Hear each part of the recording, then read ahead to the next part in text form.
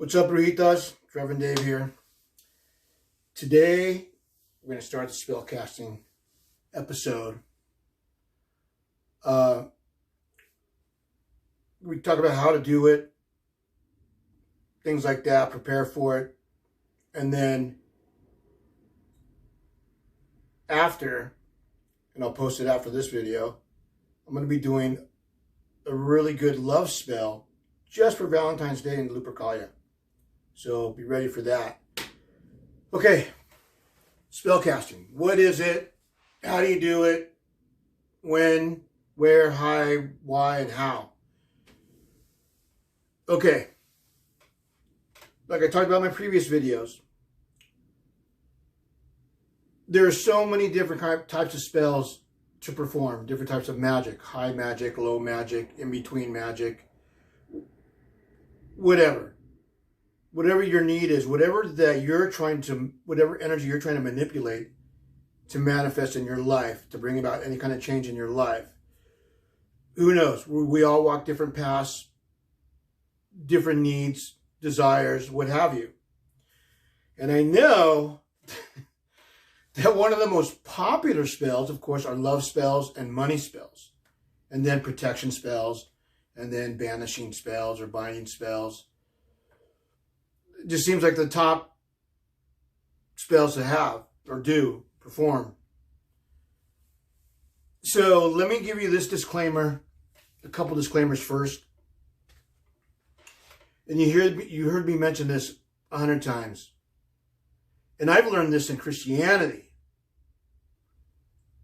You can't treat God or the universe like a vending machine. Yes, some spells will give you instant results. You know, I've had it happen. But they're smaller spells. But just don't expect something right away. Another question is that I've heard, how many spells can I cast in a day or a week? I'm like, that depends on you. I don't think there's a set rule for that. But think of it this way. With every spell that you perform, you're putting all your energy into that spell, correct? Well, think of it as like an octopus. You're the head and you got 8 legs. So you're performing 8 different spells. You're putting your energy in each one of those spells. So your energy is kind of dispersed instead of being collected into one particular spell. If that makes any sense to you. And then also, there's an old infomercial, have you ever seen it on TV, about the air fryer or toaster oven or whatever, and their motto is set it and forget it. Love that.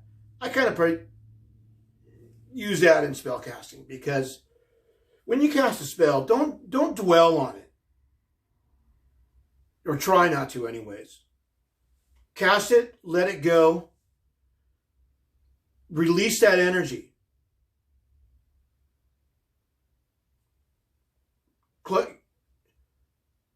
Open your circle if you're casting a circle. I even say a little thing, other besides ending it with mote it be or blessed be or whatever, amen or whatever. I like to say a little something else, and mine goes, the spell is cast, the spell is done, so let it be written, so let it be done. Just so I know that it's done, letting the universe know that, okay, here's my spell, but take over. It's yours. So if that helps you, you can do that. And you can use that in whatever, I suppose. Because I love taking spells, incantations from other works, rearranging them, adding my energy to it, and coming up with something else. But, so, as in my last video, I talked about the different terms: spell casting, spell crafting, spell work.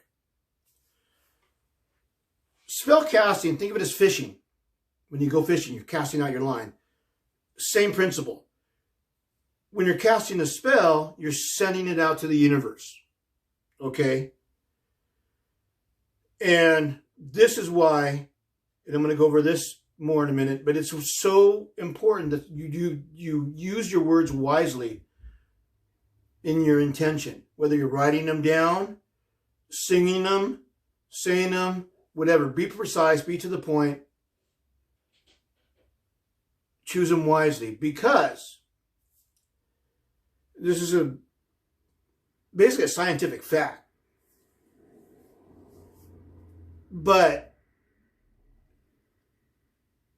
the cells in our body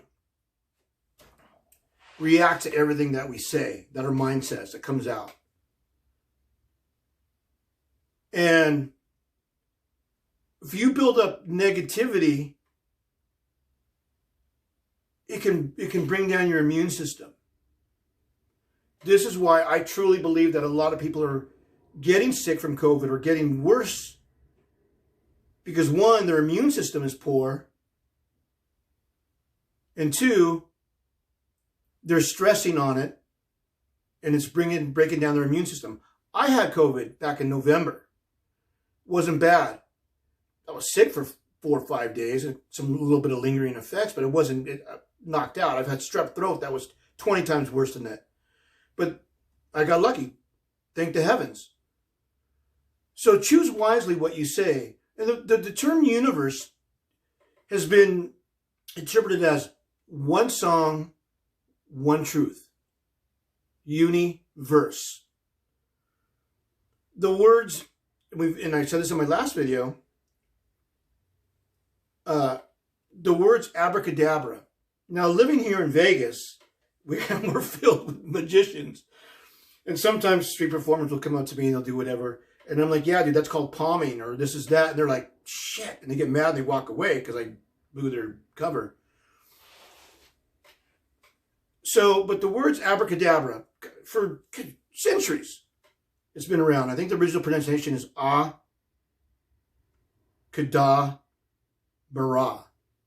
It's Old Aramaic, precedes Hebrew, but it actually means, it literally means, I will create as I speak.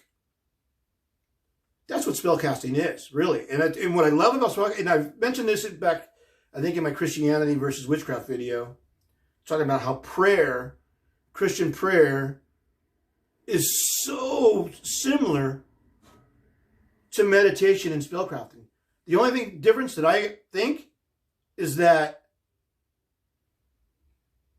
you use alchemy. We're using herbs and correspondences to do it. But even in some prayer, you like candles and burn sage or whatever. So it's like, it's all coexist. I don't know. It just, to me, it's the same. But this is what I love about witchcraft. So the words spellcasting means to send out into the universe. Spellcrafting basically means to create. Arts and crafts. You're creating something. You're assembling something. You're putting together something. And of course, spell work is the practice of all of that.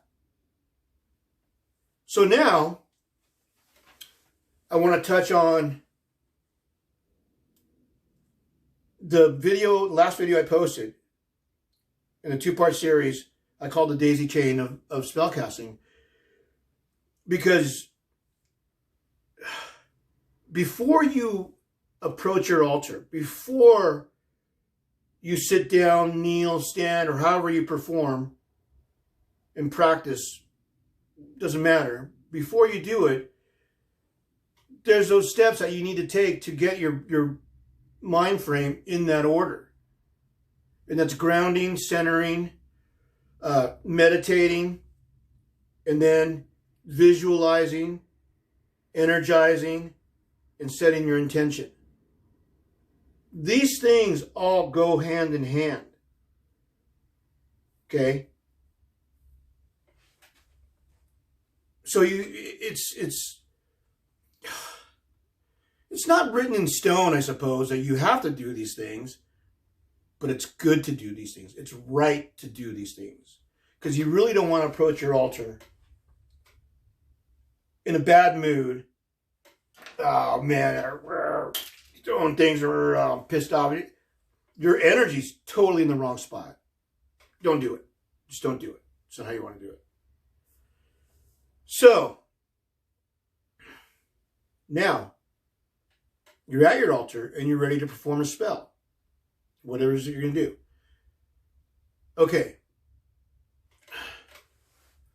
Let me say this. I call myself a solitary gray or hereditary brujo. I'm not Wiccan. I'm not pagan. I don't do any kind of rituals or anything like that. I would. It doesn't,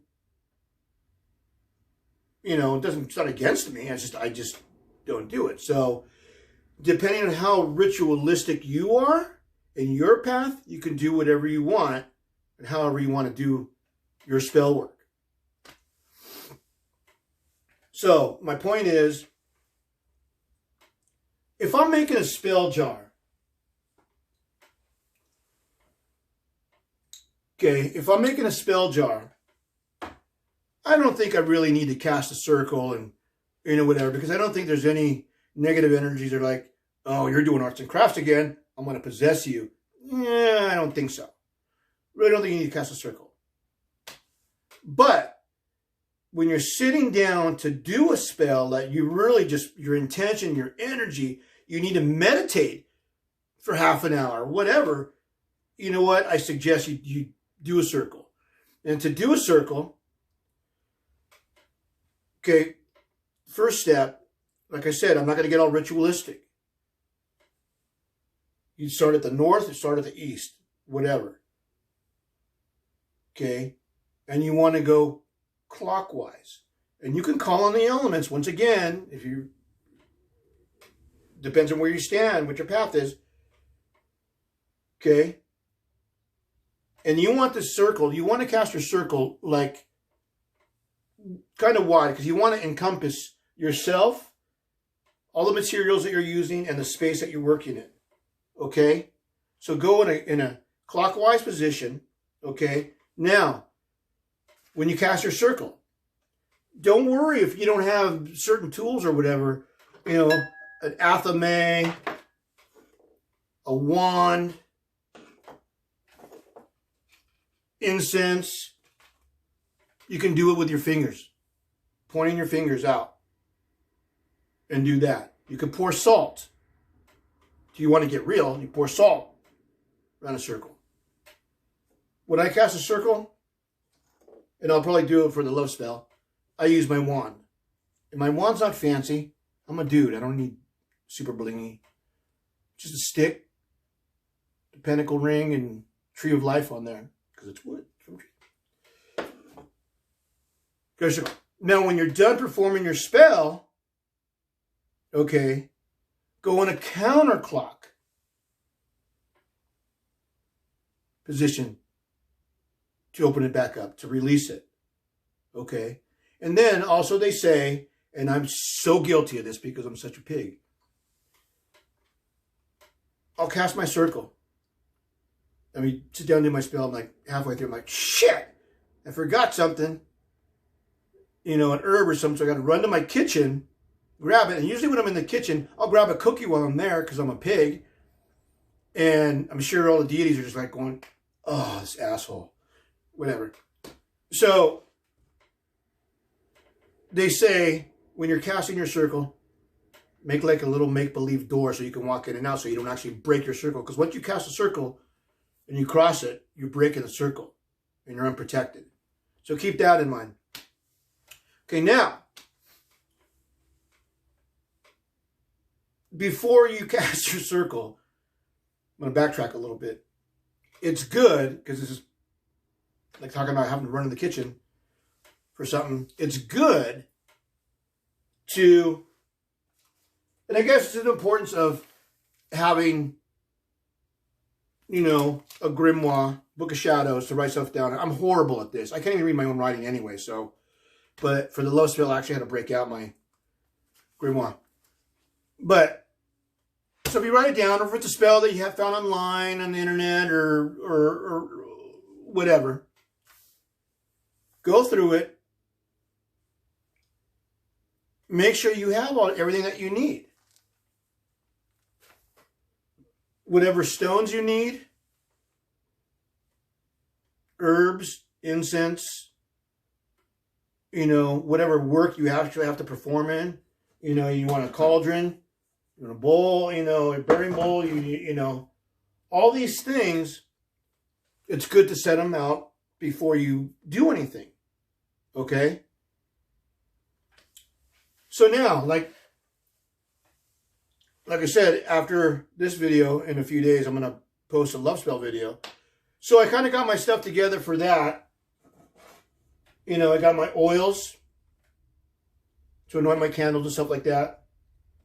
My candles. My stones.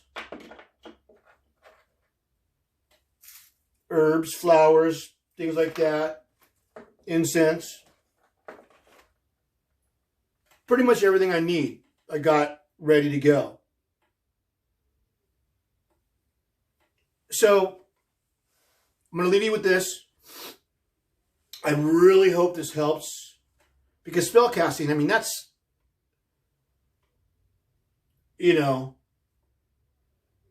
what being a witch and witchcraft is about, really. I mean, it's, I think that's why a lot of people get in it, because they think it's neat, or they want to hurt somebody, or they, you know, whatever. But you know what? It's not about that. Okay?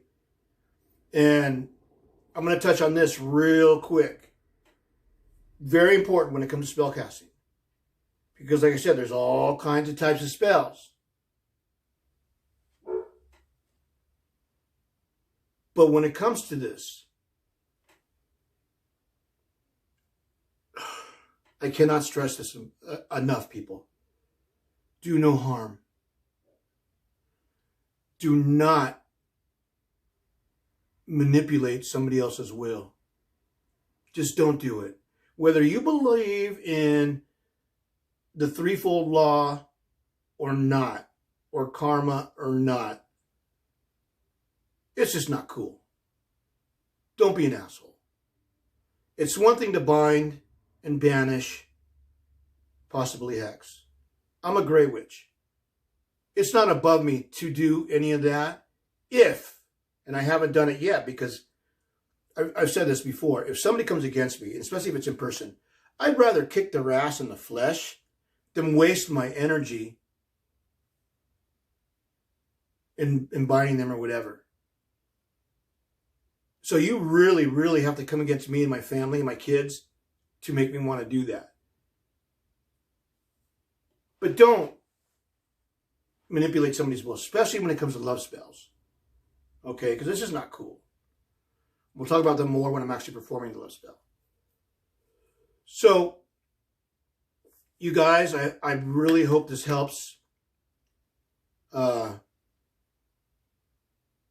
for watching. Please subscribe if you're digging this. You know, hit the subscribe, the bell, whatever. I'm all new to this too, YouTubing.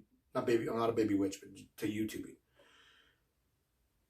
So, you guys, thanks. Remember, take no shit, do no harm.